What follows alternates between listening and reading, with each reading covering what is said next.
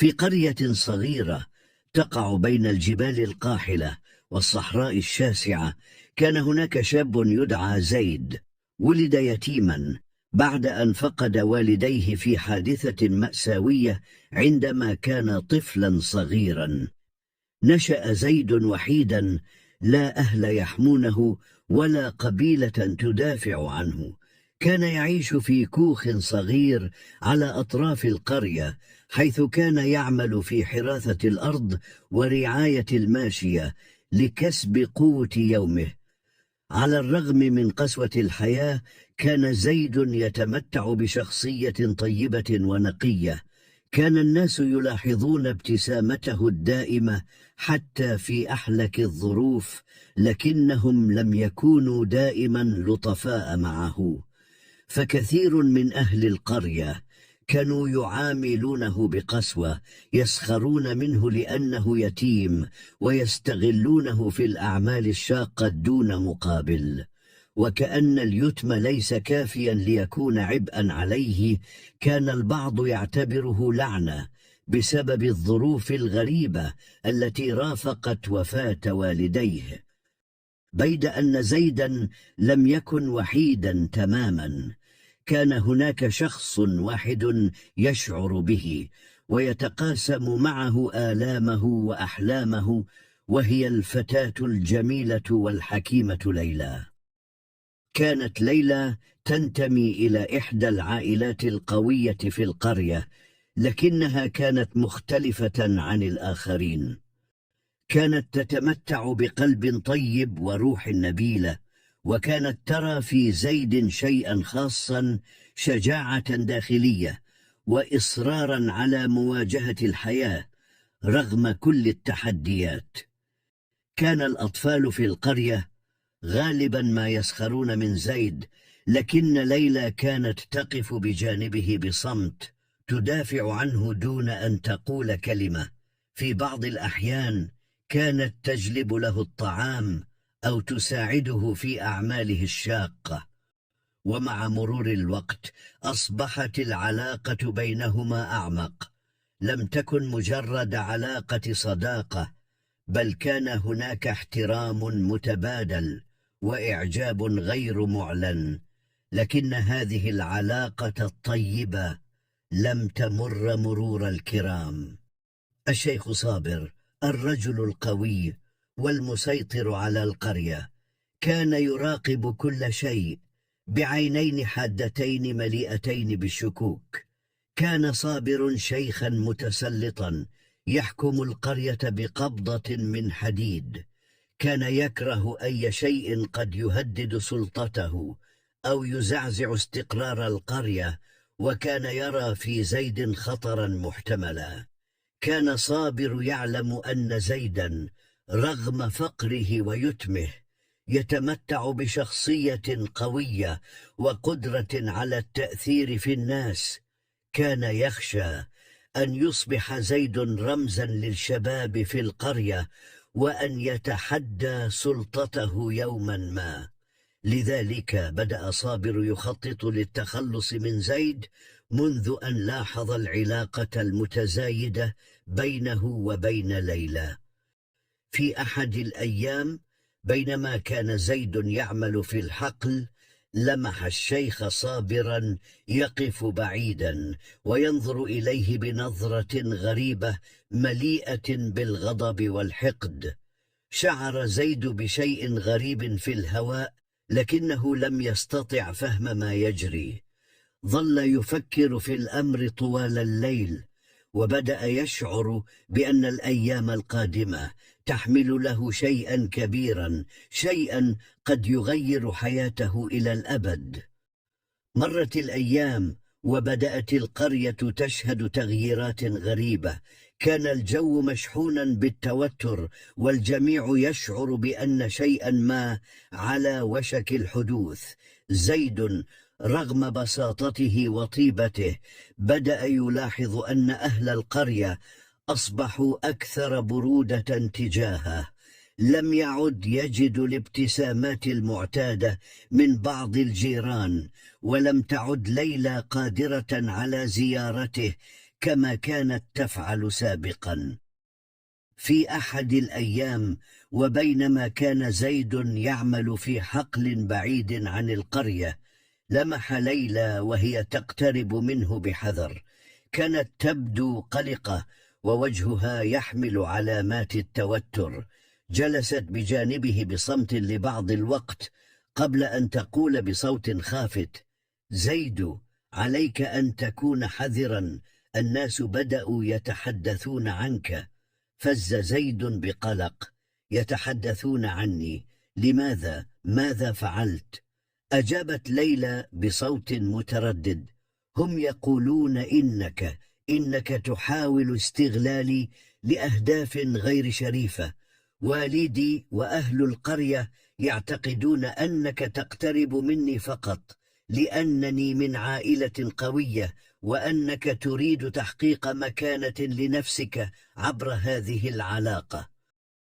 صدم زيد من كلماتها.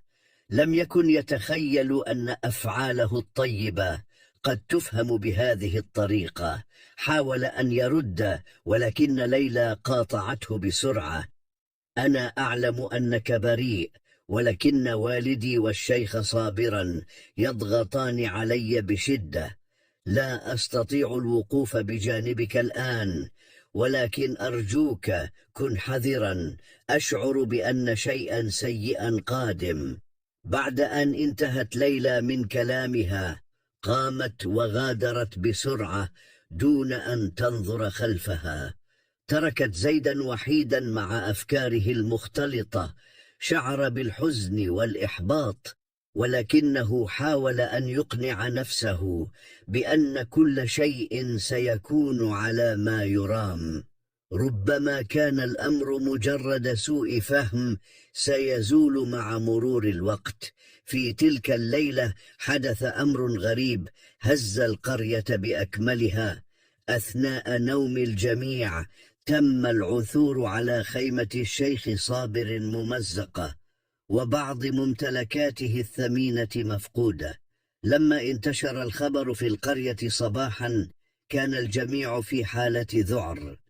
الشيخ صابر الذي كان دائما يسيطر على الأمور بدا غاضبا جدا، وكأنه يعلم بالفعل من المسؤول. بدأ الناس يتحدثون بصوت عال عن الحادثة. البعض قال إنه رأى زيدا يتجول بالقرب من الخيمة في الليلة السابقة، والبعض الآخر أكد أن زيدا كان دائما يكره الشيخ صابرا ويتحين الفرص للانتقام منه. حتى أولئك الذين كانوا يتعاطفون مع زيد في الماضي بدأوا يشكون فيه.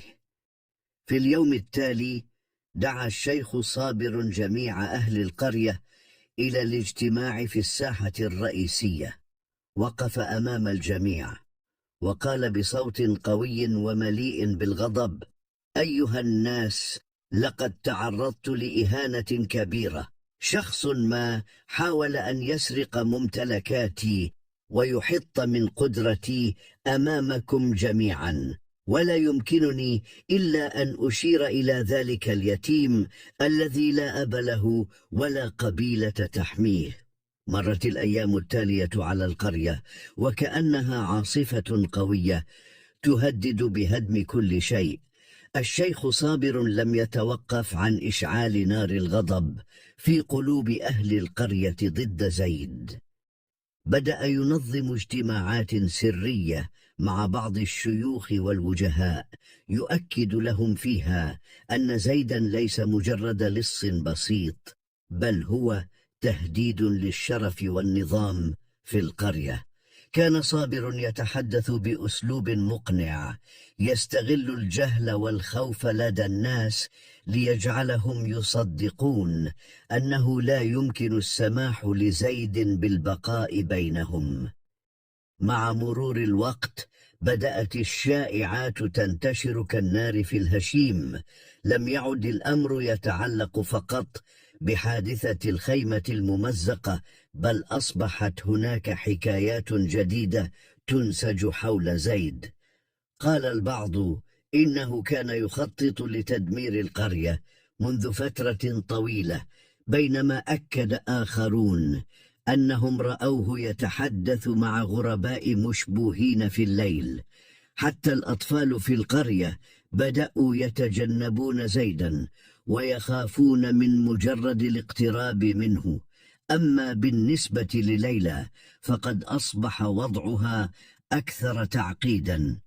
كانت تتعرض لضغط هائل من عائلتها والشيخ صابر. والدها الذي كان دائما صارما جلس معها ذات مساء وقال لها بصوت حازم: إذا استمررت في الدفاع عن هذا اليتيم فلن يكون لك مكان بيننا. شرف العائلة أهم من أي شيء آخر. شعرت ليلى بأنها عالقة بين ولائها لزيد وخوفها من عائلتها. حاولت أن ترسل رسالة سرية إلى زيد عبر صديق موثوق، لكنها كانت تعلم أن الوقت ينفد وأنها قد لا تستطيع فعل المزيد لمساعدته. في أحد الأيام، وبينما كان زيد يعمل في الحقل البعيد عن الأنظار، التقى بشخص غريب آخر. هذه المرة كان رجلا عجوزا يبدو وكأنه رحالة قادم من الصحراء. كان الرجل يرتدي ثيابا بسيطة ويحمل عصا طويلة. عندما رآه زيد توقف عن العمل واقترب منه بحذر. قال الرجل العجوز بصوت هادئ: أنت زيد أليس كذلك؟ رد زيد بدهشة: نعم، أنا زيد، من تكون يا سيدي؟ ابتسم الرجل وقال: اسمي غير مهم، ما يهم هو أنني أعرف أنك بريء مما يتهم به، لكن عليك أن تفهم شيئا يا زيد، العالم مليء بالمؤامرات، وأحيانا تكون الأشياء ليست كما تبدو.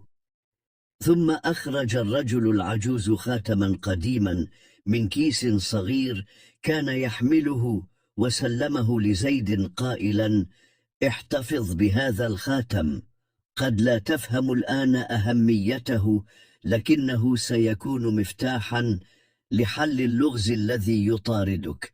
وكن حذرا، الخيانة تأتي أحيانا من حيث لا تتوقع. بعد أن غادر الرجل العجوز، ظل زيد يفكر في كلماته وفي الخاتم الذي وضعه في جيبه. لم يكن يعرف ماذا يعني هذا الخاتم، لكنه شعر بأنه يحمل شيئا مهما، ومع ذلك كان عليه أن يواجه الواقع المرير. القرية بأكملها ضده الآن، ولا يوجد من يدافع عنه. غادر زيد القرية عند الفجر حاملا معه فقط الخاتم الغامض وبعض الذكريات المؤلمة. كان قلبه مليئا بالحزن والغضب، لكنه لم يستسلم تماما. بدأ رحلته في الصحراء القاحلة، حيث كان عليه أن يواجه الجوع والعطش ووحشة المكان. ومع كل خطوة كان يخطوها كان يفكر في ليلى وفي الشيخ صابر وفي السبب الحقيقي وراء طرده. في إحدى الليالي الباردة، بينما كان زيد مستلقيا تحت السماء المليئة بالنجوم، غفى لبعض الوقت. في منامه رأى حلما غريبا وغير مألوف. كان الحلم يتضمن ليلى وهي تقف أمامه في واحة جميلة تحيط بها الأشجار والماء. نظرت إليه بعينين مليئتين بالحزن وقالت بصوت خافت: زيد، لا تستسلم، الحقيقة قريبة، لكن عليك أن تعود إلى القرية عندما يحين الوقت المناسب. ثم اختفت ليلى فجأة، وظهر شخص آخر في الحلم، الرجل العجوز الذي أعطاه الخاتم.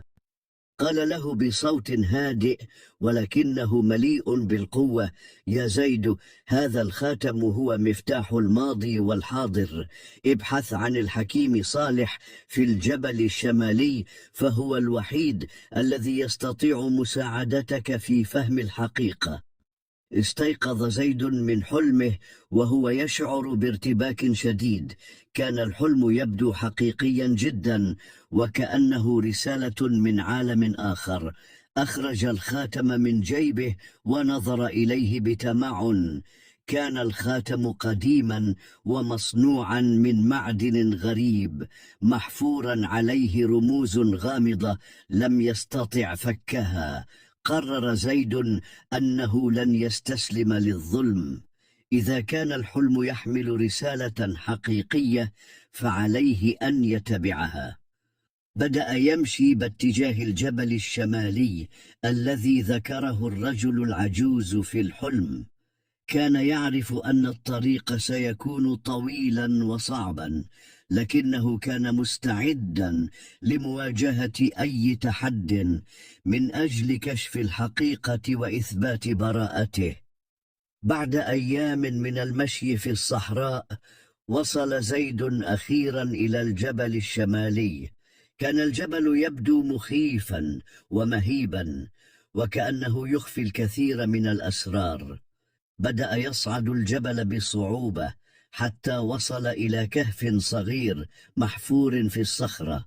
دخل الكهف بحذر ليجد رجلا عجوزا جالسا في الداخل. كان الرجل يبدو حكيما ويحيط به هالة من السلام والحكمة. قال الرجل بصوت هادئ: مرحبا يا زيد، كنت أعلم أنك ستأتي. رد زيد بدهشة: كيف تعرف اسمي ومن أنت؟ ابتسم الرجل وقال: أنا الحكيم صالح، كنت أنتظر قدومك منذ زمن طويل. هذا الخاتم الذي تحمله إنه ليس مجرد قطعة معدنية، إنه رمز قديم يشير إلى مؤامرة كبيرة. بدأ الحكيم صالح في الحديث عن الماضي البعيد. قال لزيد إن الشيخ صابرا لم يكن مجرد شيخ متسلط، بل كان جزءا من عائلة كانت تحكم القرية منذ سنوات طويلة. لكن هذه العائلة كانت تخفي سرا كبيرا. لقد استولوا على أراضي القرية بالقوة قبل عقود، وطردوا الكثير من الناس لإحكام سيطرتهم. واصل صالح قائلا: صادروا أراضي والديك أيضا، وهذا هو السبب الحقيقي وراء وفاتهما. بعد مغادرته الكهف، شعر زيد بأن حياته قد تغيرت تماما. لم يعد مجرد شاب يتيم يتهم ظلما، بل أصبح حاملا لحقيقة كبيرة تخفيها القرية منذ سنوات طويلة. كلمات الحكيم صالح كانت تتردد في ذهنه باستمرار: الحقيقة هي سلاحك الأقوى. كان يعلم الآن أن الشيخ صابرا ليس مجرد شخص متسلط، بل هو جزء من نظام قديم من الظلم والقهر. قرر زيد أن يعود إلى القرية، لكنه أدرك أن الأمر لن يكون سهلا. إذا عاد مباشرة فسيتم اعتقاله أو ربما قتله على الفور. لذلك بدأ في التفكير بحذر في خطة ذكية. أولا، قرر أن يجمع أدلة على ما حدث لأرض والديه وعلى مؤامرة الشيخ صابر، ثم سيستخدم هذه الأدلة لكشف الحقيقة أمام الجميع. بينما كان زيد يفكر في خطته، تذكر ليلى. رغم كل الضغوط التي تعرضت لها، كان يعلم أنها لا تزال تحمل له مشاعر طيبة. قرر أن يتواصل معها سرا. أرسل إليها رسالة عبر رحالة كان قد التقاه في الطريق، يطلب منها المساعدة في جمع بعض المعلومات عن الشيخ صابر وأسرته. ردت ليلى على الرسالة بعد أيام قليلة. كانت رسالتها مليئة بالخوف والتردد، لكنها أكدت لزيد أنها ستكون إلى جانبه بأي طريقة ممكنة. كتبت له: سأحاول مساعدتك، لكن عليك أن تكون حذرا جدا. والدي والشيخ صابر يراقبون كل شيء. بدأ زيد في البحث عن الأدلة التي يمكن أن تثبت براءته وتكشف الحقيقة. ذهب إلى أماكن بعيدة في الصحراء، حيث كان يعتقد أن هناك وثائق قديمة مخبأة. خلال رحلته اكتشف زيد أن الشيخ صابرا كان يستخدم الخوف والجهل للسيطرة على الناس. حتى بعض الشيوخ الذين كانوا يظهرون دعما لصابر كانوا في الواقع يخافون منه ولا يستطيعون القيام بأي شيء ضده. في أحد الأيام، وبينما كان زيد ينتظر رد ليلى، وصلته رسالة جديدة منها. كتبت ليلى في الرسالة: وجدت شيئا غريبا في منزلنا القديم. هناك صندوق قديم مليء بالوثائق والأوراق. يبدو أن والدي كان يخفي شيئا مهما. سأحاول إرسال بعض هذه الوثائق إليك. بعد فترة قصيرة تلقى زيد مجموعة من الوثائق التي أرسلتها له ليلى. عندما قرأها اكتشف أمرا مذهلا. الوثائق كانت تحتوي على اتفاقيات قديمة بين الشيخ صابر وأسرته وبعض العائلات الأخرى تثبت أنهم استولوا على أراضي القرية بالقوة، وأنهم أجبروا الكثير من الناس على ترك منازلهم وأراضيهم. باستخدام هذه الوثائق قرر زيد أن يعود إلى القرية سرا. دخل القرية ليلا مستغلا الظلام والصمت. ذهب إلى منزل ليلى، حيث التقيا وجها لوجه لأول مرة منذ طرده. كانت عيناها مليئتين بالدموع، وقالت له بصوت خافت: أنا آسفة يا زيد، لم أستطع فعل المزيد لك. أجابها زيد بابتسامة هادئة: لا عليك يا ليلى، لقد كنت دائما إلى جانبي، وهذا هو الأهم. الآن لدينا الأدلة التي نحتاجها لكشف الحقيقة، لكن علينا أن نكون حذرين. المعركة لم تنته بعد. عاد زيد إلى القرية سرا، حاملا معه الوثائق التي جمعها بمساعدة ليلى. كان يعلم أن الوقت قد حان لمواجهة الشيخ صابر وكشف الحقيقة أمام الجميع، لكنه أدرك أيضا أن الأمر لن يكون سهلا. الشيخ صابر ليس مجرد شخص متسلط، بل هو رمز للسلطة والنفوذ في القرية، وسيستخدم كل ما لديه من قوة للحفاظ على مكانته. في منزل ليلى جلس زيد وليلى يخططان لما يجب فعله. قالت ليلى بصوت هادئ: إذا كشفت الحقيقة أمام الجميع مباشرة فلن يصدقك أحد. عليك أن تجد طريقة ذكية لإظهار الأدلة. فكر زيد للحظات ثم قال: أعتقد أن علينا استغلال اجتماع الشيوخ القادم. سيجتمع الجميع في الساحة الرئيسية لمناقشة شؤون القرية. هذا هو الوقت المناسب لكشف الحقيقة. في اليوم التالي تم الإعلان عن اجتماع عام للشيوخ، وأهل القرية في الساحة الرئيسية. كان الشيخ صابر قد دعا الاجتماع لمناقشة تهديدات خارجية تواجه القرية، لكنه لم يكن يعرف أن زيدا خطط لاستغلال هذا الاجتماع لكشف المؤامرة. عندما بدأ الاجتماع وقف الشيخ صابر في منتصف الساحة وقال بصوت قوي: أيها الناس، علينا أن نكون موحدين ضد أي تهديد يواجه قريتنا. لا يمكننا السماح لأي شخص غريب أو غير جدير بالثقة أن يزعزع استقرارنا. بينما كان الشيخ صابر يتحدث، ظهر زيد فجأة في الساحة. كان الجميع ينظرون إليه بصدمة، خاصة الشيخ صابر الذي بدا وكأنه رأى شبحا. صرخ صابر قائلا: كيف تجرؤ على العودة إلى هنا؟ لقد طردناك بسبب خيانتك. وقف زيد بهدوء وقال بصوت عال يسمعه الجميع: لم أعد يا شيخ صابر لأطلب العفو، جئت لأكشف الحقيقة التي تخفيه منذ سنوات طويلة. هذه الحقيقة ليست فقط عني، بل عن جميع أهل هذه القرية الذين تعرضوا للظلم والقهر.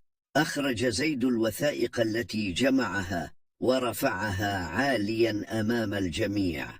قال: هذه الوثائق تثبت أنك وأسرتك استوليتم على أراضي القرية بالقوة قبل عقود. لقد طردتم الكثير من الناس بما فيهم والداي واستوليتم على أراضيهم. هذه هي الحقيقة التي تخافون منها. بدا الشيخ صابر مرتبكا للحظة، لكنه سرعان ما استعاد هدوءه وحاول إنكار التهمة. قال بصوت غاضب: هذا كذب، هذه الوثائق مزورة، وهذا اليتيم يريد زعزعة استقرار القرية. لكن زيدا لم يتوقف، أضاف قائلا: إذا كنت تقول إن هذه الوثائق مزورة، فلماذا لا ندع الحكيم صالحا يحكم في الأمر؟ لقد تحدثت معه وهو يعرف الحقيقة الكاملة. في تلك اللحظة وقفت ليلى في وسط الساحة وقالت بصوت قوي: والدي أيضا كان يعرف الحقيقة. بعد أن كشف زيد وليلى الحقيقة أمام الجميع، بدأت الأمور تتغير بسرعة في القرية. كان واضحا أن الشيخ صابرا بدأ يفقد قبضته على الناس. بعض أهل القرية بدأوا يتذكرون حوادث غامضة حدثت في الماضي، مثل اختفاء عائلات بأكملها أو طردهم من أراضيهم دون سبب واضح. الآن أصبحت تلك الحوادث تأخذ معنى جديدا في ضوء الأدلة التي قدمها زيد. حاول الشيخ صابر التمسك بسلطته بكل ما أوتي من قوة. قال بصوت مرتجف لكنه مليء بالتحدي: هذه مجرد وثائق قديمة لا قيمة لها. كيف يمكنكم تصديق هذا اليتيم الذي طردناه بسبب خيانته؟ إنه يحاول الانتقام منا جميعا. لكن كلماته لم تعد تؤثر كما كانت في السابق. زيد رد عليه بهدوء ولكنه بثقة: إذا كنت تقول إن هذه الوثائق غير حقيقية، فلماذا لا ندع شيوخ القرية يفحصونها؟ وإذا كنت بريئا كما تدعي، فلن تخشى المواجهة. بعض الشيوخ الذين كانوا يظهرون دعما للشيخ صابر بدأوا يشعرون بالقلق. أحد الشيوخ، وكان رجلا عجوزا يدعى حسنا، وقف وقال: يا شيخ صابر، هذه مسألة خطيرة. إذا كانت هذه الوثائق حقيقية فإن ذلك يعني أنك خنت ثقتنا جميعا. يجب أن نتحقق من الأمر.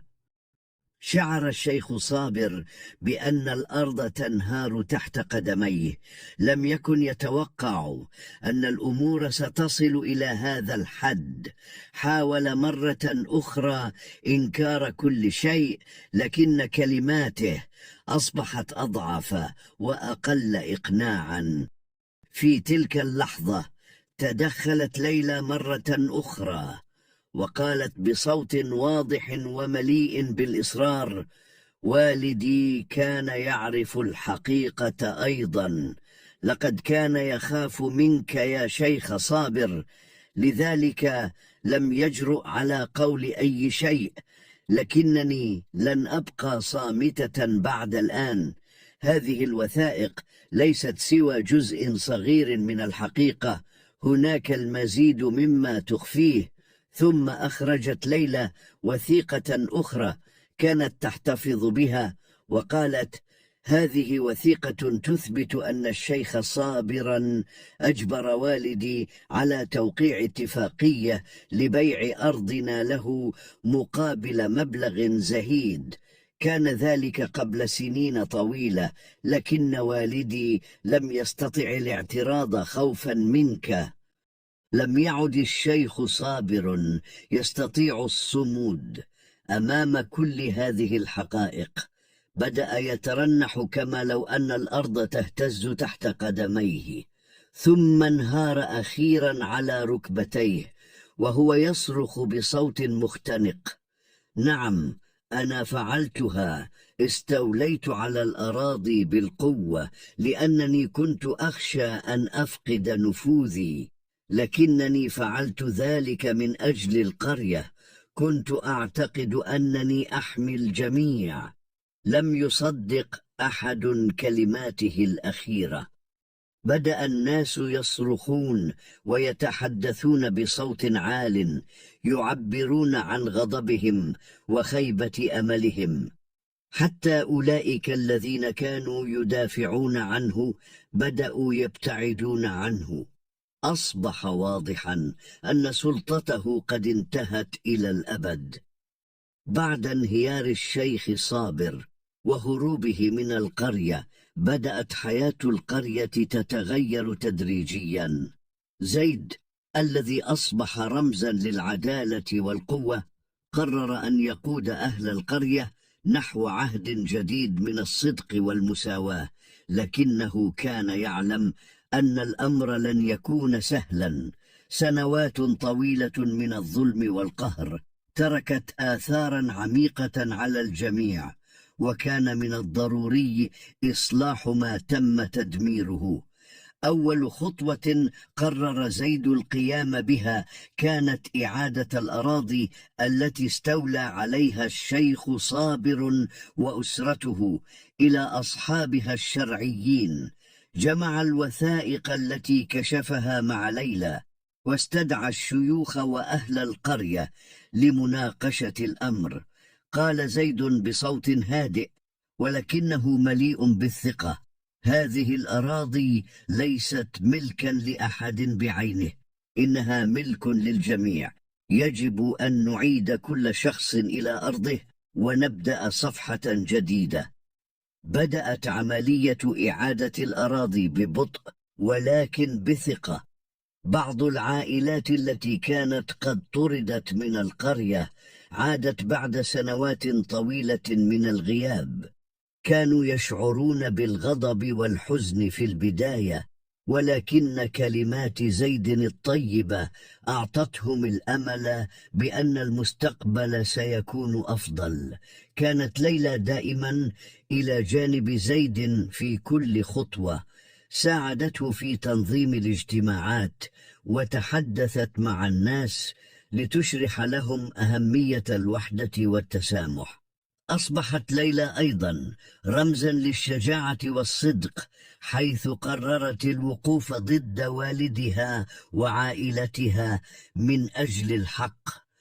في أحد الأيام، وبينما كان زيد وليلى يجلسان تحت شجرة كبيرة في وسط القرية، قالت ليلى بصوت خافت: أنا فخورة بما فعلناه يا زيد، ولكنني أخشى أن يعود الماضي مرة أخرى إذا لم نكن حذرين. رد زيد بابتسامة هادئة: لن يعود الماضي يا ليلى، لقد تعلمنا جميعا درسا كبيرا. الآن علينا أن نبني مستقبلا أفضل للأجيال القادمة. رغم النجاحات الأولى، بدأت بعض التحديات الجديدة تظهر. بعض الأشخاص الذين استفادوا من نظام الشيخ صابر بدأوا يشعرون بالقلق من التغيير. حاولوا زعزعة استقرار القرية من خلال نشر الشائعات والتآمر ضد زيد، ولكن زيدا كان دائما مستعدا لمواجهة هذه التحديات بحكمة وصبر. في أحد الأيام، وبينما كان زيد يعمل على تنظيم الأمور في القرية، ظهر الحكيم صالح فجأة. كان يبدو وكأنه جاء لتقديم المزيد من النصائح. قال صالح لزيد: أنت بدأت شيئا عظيما يا زيد، ولكن عليك أن تتذكر أن العدالة ليست مجرد إعادة الحقوق. العدالة هي بناء مجتمع يعتمد على المحبة والتسامح. ثم أضاف الحكيم صالح: هناك شيء آخر تحتاج إلى معرفته. الخاتم الذي أعطيتك إياه ليس مجرد رمز للحقيقة، إنه أيضا رمز للمسؤولية.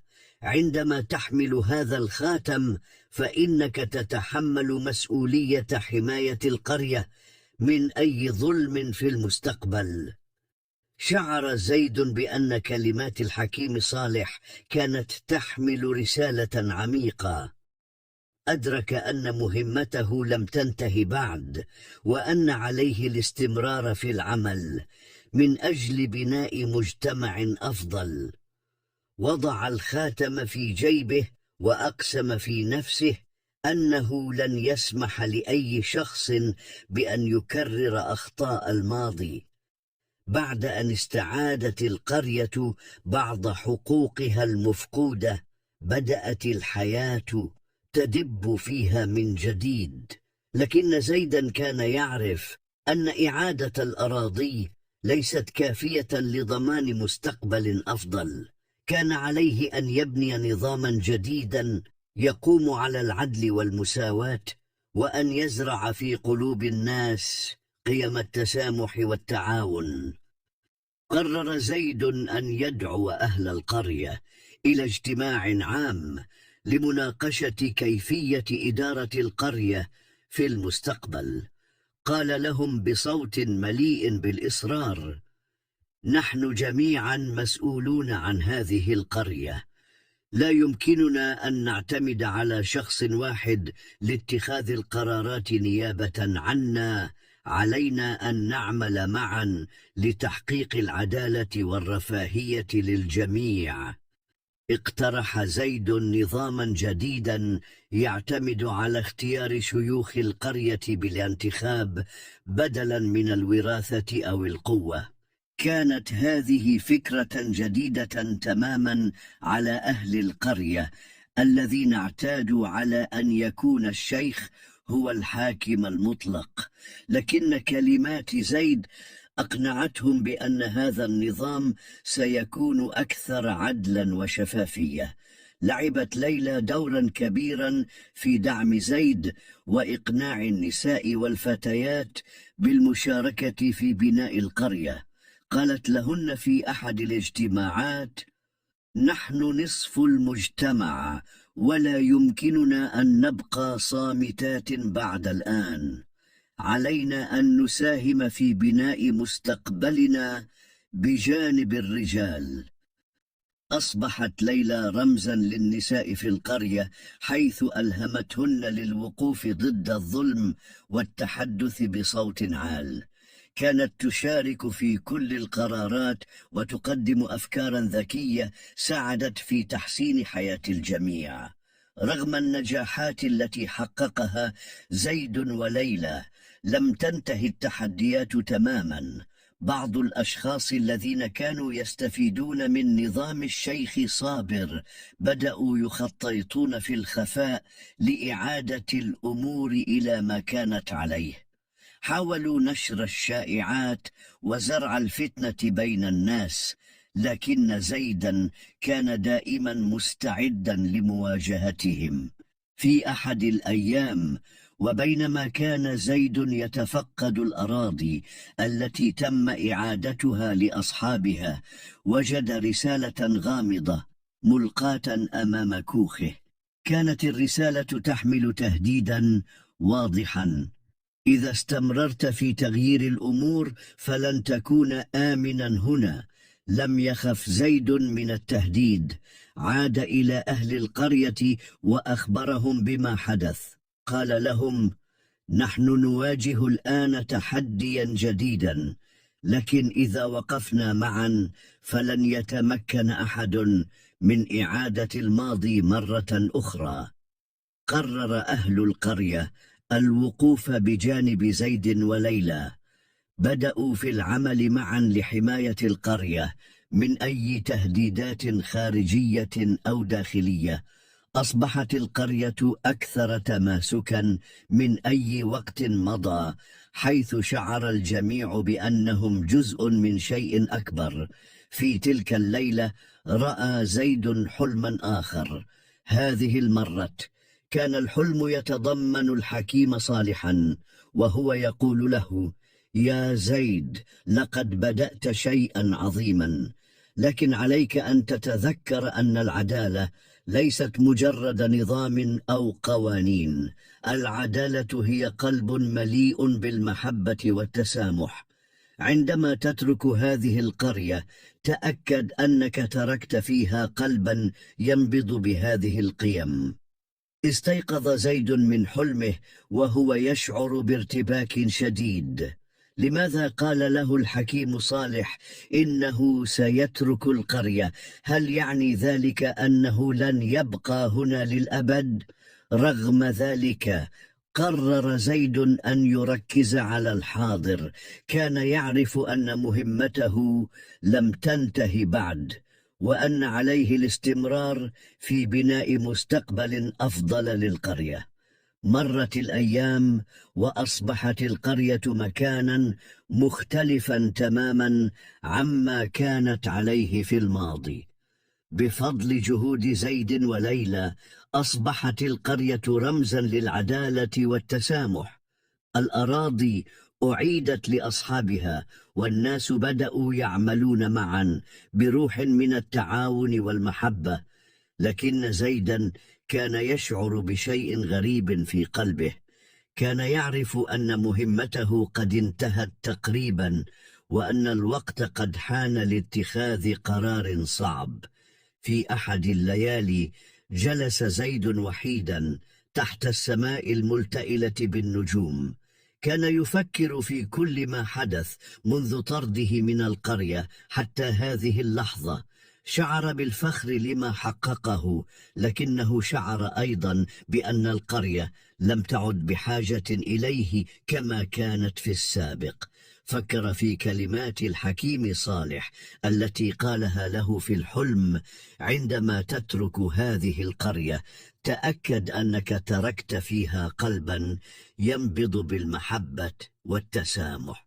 أدرك زيد أن وجوده الدائم قد يعيق القرية عن النمو